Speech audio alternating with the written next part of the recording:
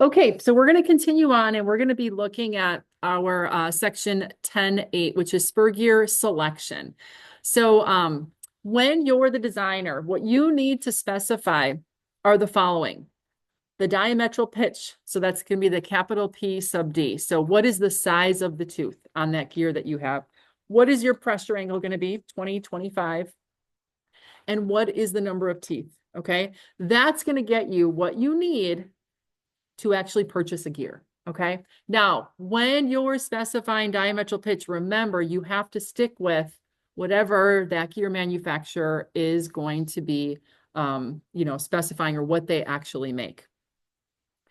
Now, we know the diametral pitch is going to be that first parameter that's going to be used to select our gears. We already looked at how diametral pitch is the size of the tooth. Remember, pitch diameter is the physical diameter across physically across the actual gear that is going to put us at the point of engagement with the other gear, okay? In table 10.6, it serves as a guide for a place to start with diametral pitch. And I want to emphasize place to start. So, so if we look at table 10.6, which happens to be on page 275, right here, there's a couple of tables here that help us to kind of figure out where we should be at. So for instance, the first table that we have here, it talks about recommended gear quality numbers for different pitch line speeds. So the faster that we actually move on our pitch line speed, so the higher that VT number, the higher the quality of the gear rating that we need. Now, these are not diametral pitches. These are what we call quality numbers, meaning how precise are those gears. As you can imagine, as we rotate faster, our pitch line speed is going to increase. And the more speed that we have, we then start running the risk and start actually inducing some vibrations and such. The more and the faster we go, if we don't have nice, accurate gears, if there's a lot of slop or they weren't made as precise, we can have issues with things prematurely wearing and failing. So when we are looking at higher pitch line speeds, we want to make sure that our gear quality is going to increase. Now, when we are deciding how and what the diametral pitch is going to be, this is going to be, again, where do we start? So when we look back at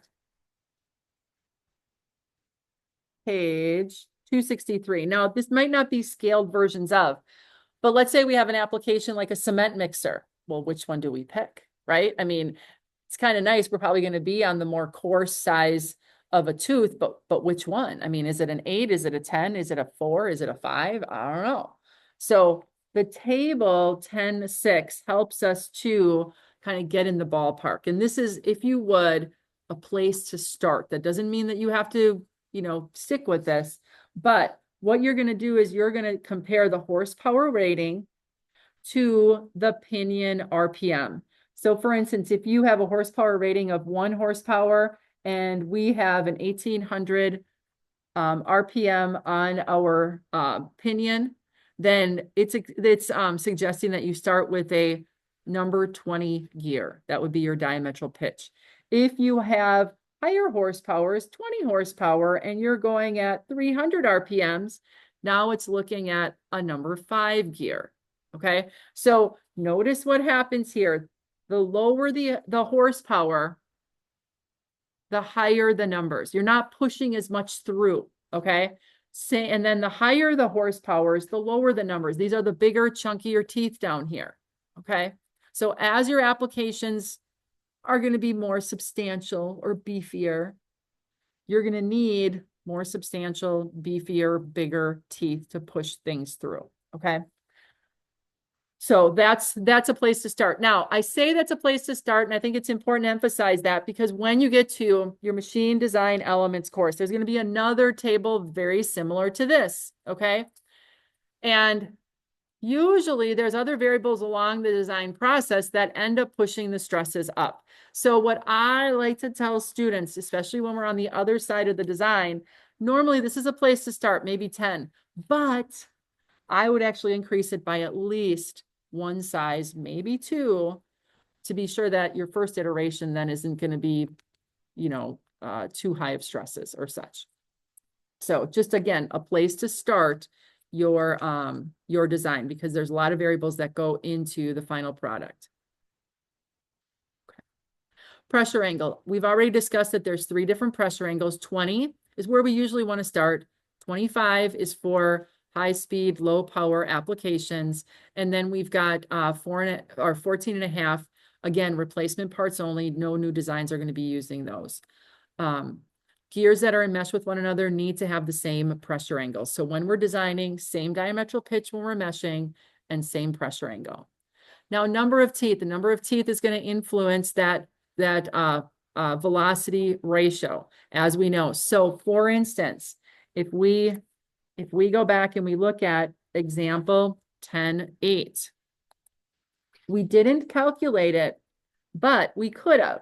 So when we look here at the number of teeth on our grocery checkout conveyor, and on the pinion, we have 15 teeth, and on the gear, we have 45 teeth. If you remember, velocity ratio can be calculated using the number of teeth on the gear divided by the number of teeth on the pinion. That would mean that we would have 45 on top and 15 on the bottom. That ratio would be 3, okay? Velocity ratio of 3. So number of teeth is going to influence that. If this number goes up, our velocity ratio is going to go up. If it goes down, it's going to go down as well. Okay. And remember, velocity ratio is how many times does my pinion have to go around in order to get my gear to go around one time. Okay. And a lot of times it's an integer number, but it doesn't have to be. Remember, if you end up with something that has a decimal on it, that doesn't mean that it's wrong. Okay. It just means it takes that many times and then some on a rotation to go around. Okay. Now, the number of teeth themselves must be an integer, though. On any given teeth, we can't have a 0.2 of a tooth, okay? It's a single tooth on each one. Now, there is, like I said, there are manufacturer catalogs that are going to stock or make standard gears.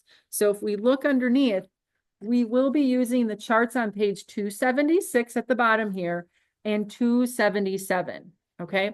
Now, how these charts are organized is they have a heading with the diametral pitch, and the numbers that are in here are the number of teeth that they're going to make for that size. So the diametral pitch, remember, is the size of the tooth, and then below are going to be the standard number of teeth on a single gear that they manufacture for that size of tooth. Okay. So you're probably going to be over on the second page, 12, 10, 8, 6. These are probably going to be the most popular ones that you use. Okay. So if you have a diametral pitch of 12, for instance, these are the number of standard teeth that are going to be there.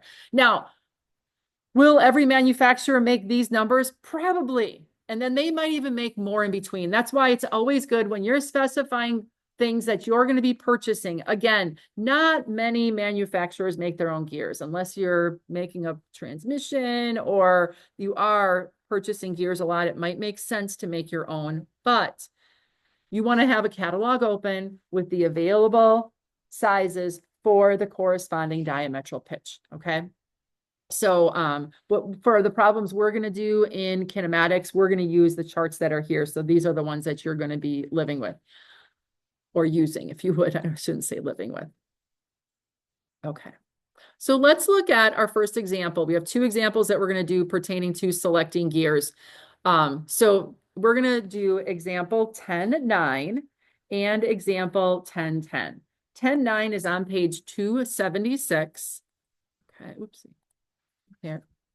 And it says here that a pair of mild steel gears is to be selected for that cement mixer that we did back in example problem 10.3. Okay, the mixer is driven by a 10 horsepower engine at a speed of 1800 RPMs. Determine the appropriate diametral pitch. Okay, determine the appropriate diametral pitch. So we're gonna page back one page, and using the information that they just gave us, okay, they want us to just pick the appropriate diametral pitch. So they told us that it was Remember, 5 horsepower, 10 horsepower. It's a 10 horsepower motor going at 1800 RPMs. So here's our 10 horsepower coming down, and we're going to go over to the column where it's 1800 RPMs right down here. So you'll notice that those two meet at the number 8. That's the diametral pitch that we would start with our design, okay? Diametral pitch of 8. That's the size of the tooth. And then they already had teeth picked out for their gears, so it's not asking us to do that, but that would be a great place to start for a diametral pitch. Okay, that easy. For number 10, we are actually going to select a set of gears for this application. So if we turn our page to 277, let's go here. We have a gear reducer used on a concept for a small trolling motor for fishing boats.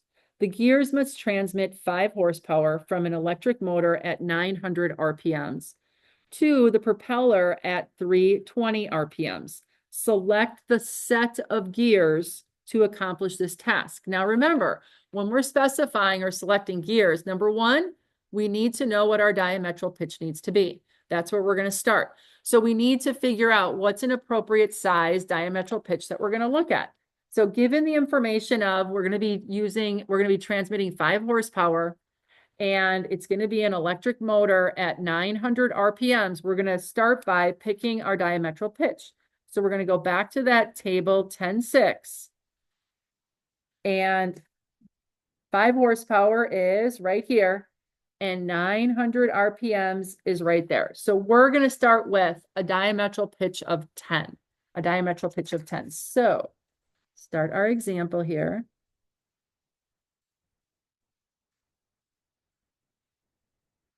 Okay. Diametral pitch is going to be 10, and again, teeth per inch. All right, and this is from table 10.6. Okay. We were given that our W1 on our pinion is 900 RPMs. And our W2, the desired output, is going to be 320 RPMs. Okay. And we want to pick a set of gears. So we want to find an appropriate N1 and an N2. Okay, that's the number of teeth on our pinion, the number of teeth on our gear. Okay. So because we want to go from 900 RPM, slow it down to 320, we need to figure out our velocity ratio. Okay. So our velocity ratio is going to be equal to, we have all of those options. So you don't have to remember it. I just kind of know I didn't remember it. But our velocity ratio can be any of these combinations. Now, what we want to do is we want to determine it based on our rotational speeds. So our W1 divided by our W2. So W1 divided by W2. Okay. And we know that to be 900 RPMs divided by 320 RPMs. So RPMs cancel, and our velocity ratio is not going to be an even number. It's going to be like 2.8 something, I think, right? 2.8125, okay? And that's, remember, our units cancel, so it's just going to be a ratio number. Now, we need to find N1 and N2, okay? N1 and N2. Now, as we look here, remember, this is the pinion, and this is the gear, okay? Pinion and gear. Now, we also know that velocity ratio is equal to the number of teeth on the gear divided by the number of teeth on the pinion, right? Now, when we look at these charts, the number of teeth are in order kind of size. So what we're going to do is, we know the velocity ratio is 2.8125. So we're going to set this up so that we can say the number of teeth on the gear is going to be equal to our number of teeth on our pinion times 2.8125. Do you see that? Okay. So what that allows us to do is to plug in a number of teeth on the pinion, multiply it by 2.81, and then see, is there a gear made with that same number of teeth? Okay. So as we look at the diametral pitch of 10, right here, this is going to be the section that we're going to be looking at right here. Okay. So we're going to start with these smaller numbers and we're just going to input for N1 a number. So I'm going to start with 15. Okay. 15. You could start with the 12 if you wanted to, but I'm going to say, all right, my first iteration here, I'm going to kind of see, to zoom in and out. So my first iteration here is going to be N2 is going to be equal to 15 teeth times 2.8125. Okay, that's that velocity ratio. So when I multiply those two out, what is the number that I get? 42.1875. Well, because of that, I know there's not going to be that many, there's not going to be a gear made 2.1875 teeth. So this is not an option. Okay, 15 is not an option to be one of them. Let's try N2 is equal to 16 teeth. We're going to multiply that by 2.12 or 2.8125. What do we get for N2? An even 45. So now let's look. We're going to cross our fingers. Hopefully we make a 45 tooth gear. So we've got 16 here and we have a 45. All right, that's good. So this would be a possibility, right? This would be a possibility. Then what you would do as a designer is now you're going to look at their physical sizes, see if it makes sense, okay? Because we don't have that next bit of information, but this would be a viable option. Can we find any more? Okay, using that very same thing, if you multiply any one of these other numbers, let's see, let's try 18. So N2 would be 18 teeth times 2.8125. I always want to put the other. What do we get for that value? What was that? Okay, 0.625. Yeah, that's not going to work because we're not going to be able to do that. So you do kind of see how you would just keep going, okay, and see if there was more options. Or if there's nothing in that diametral pitch, you might have to go to a different diametral pitch and see. So it's just kind of a trial and error. Yes, Josh. No, it just wanted you to determine an appropriate diametral pitch. So if we, yep. So if we look back over here, that's all that it wanted was the diametral pitch. So it was just looking at that table. Yeah. Because in that mixer, they already had the number of teeth figured out. Yeah. Yeah. So it was just kind of practicing using that table. It was a quick one, wasn't it? So when you do your assignment, this is what you would do. And you only have to come up with one possible option. Okay. You don't have to do multiples, but it would involve picking your diametral pitch based on the information from table 10.6, and then going through this process and figuring out which tooth combination in that diametral pitch is going to work for your application. Okay. All right. So let's take a look at your homework. So we got to the end. This is the bottom of our PowerPoint, and it says, oh, you can look at the first half. It's actually more than half. You're going to be a significant part of our assignment. So let's first look in here at our practice problems. So the practice problems that we have done are through 1010. So you've got these guys. We're going to be doing 2 more practice problems the next time that we're together. Okay. So, so we have that to look forward to. So not quite ready there to hand that in. But as we look at assignment number 5, okay, let's take a peek. I think it's through 1026, but let's take a look at the end of the chapter to see what you'll be able to do. So the problems start on page 295. Okay. I'm going to zoom in. Now, the first problems that you have are 10.5 and 10.6, and the problem statement is above here. It says for problems 10.5 through 10.8, determine the following. I only want you to do part A. So you're going to notice that the assignment just says 5A and 6A, just the center distance. Okay, just the center distance for the description that you have here for each one. I'm not going to read each one. Okay, but use your gear equation sheet and then, find the center distance for those applications. The next two that you have here, or three actually, are going to be 9, 13, and 14. And in these problems, you're going to find the pitch diameters. Okay, so that's going to be D, okay, small d, and the center distance, which is C for each one. Now, the three that I picked happen to be internal teeth. So change anything that says internal to external. Change anything to internal to external so that you can do the standard equations.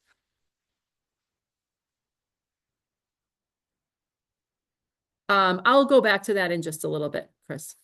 Okay.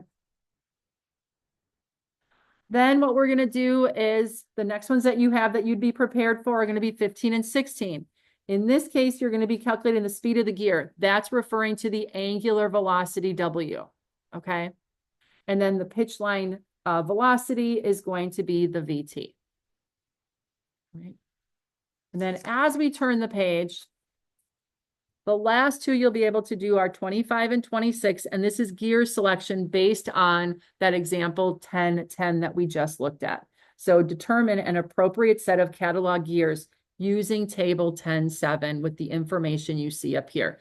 First, picking an appropriate diametral pitch, and then using that to pick the set of gears in there that would accomplish that same, okay, that same ratio. And that'll be for each one of these. So that means that you can get through about 3/4, oh my gosh, almost all of them, except the last two of the problems that we have here. Okay. So use the formatting that we used on the example problems that we've done so far and the practice problems, and you should be in good shape as far as maximizing the points that you get for each one. So right now, any questions on the assignment 1 or the practice problems?